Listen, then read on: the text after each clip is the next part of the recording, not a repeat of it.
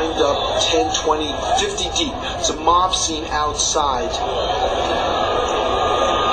Much more of a police presence. You go through with the magnetometer, hand search.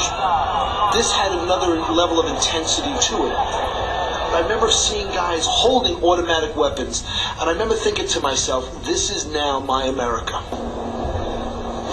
Walking into the locker room and seeing a bomb dog go through your locker.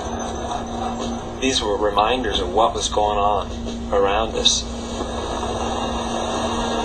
Another reason for the heightened security was the appearance of a guest from Washington. As we walked in the locker room, there was a gentleman standing there we had never seen before. He says, well, President Bush is going to come, and he's going to throw out the first pitch, and we need a Secret Service agent on the field, and so I'm going to dress as an umpire. He had communications, he had guns, he had things hooked on the back, he had things hooked on the front. And I said, how are you going to hide all that stuff? He says, don't worry, he says, it'll disappear. All of a sudden, there was a knock at the door, and President Bush walked into our room. Thank you. Will you do me a favor and say hi to my son, because he's one of your biggest supporters? Jimmy. Jimmy, how are you? Well, when you're president, all you have to do is say you're showing up, and they kind of ask you to throw out the first pitch, no matter what time of year it is. This is my first World Series. Really? I vowed I'd never go to a World Series unless the Rangers go. And I changed that vow. You know, I wanted to make sure that if I was going to throw out the ball, I was able to do so with a little zip. You know, I didn't want people to think that their president was incapable of finding the plate. So I go underneath the Yankee Stadium, in the bowels of Yankee Stadium, and there's a hitting cage there. And he's wearing his bulletproof jacket, and he's getting his arm loose, and Derek Jeter comes up to him. Hey, Prez, how are you doing? Good, Derek. That's good luck tonight. Thank you, sir.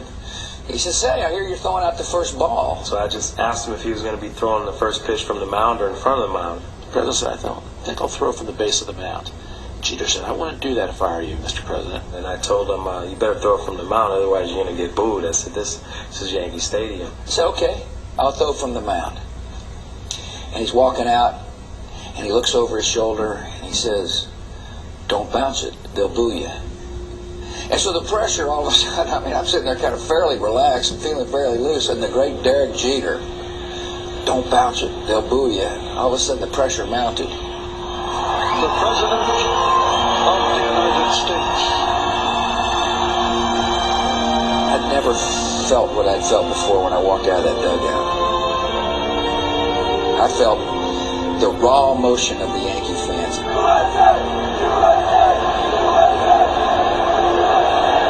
The crowd just erupts in a chant of USA. There is nothing like it that I've ever experienced at a ball game. It was overwhelming. It was just overwhelming. President Bush is standing out there like a brick wall. I'm not afraid of terrorists. I'm going to stand all out here. I'm going to give you a thumbs up, and I'm going to throw a strike. I didn't vote for him, but at that point, my personal feelings about him as a politician was gone. I watched him, and he was my representative, and I had never felt that way before. Very nice throw, Mr. President. Good stuff, good stuff. At that moment, everybody there was there for baseball and to show the world that in spite of what can happen to us, we'll pull ourselves together, and what is our life and our way of life will continue. United we stand.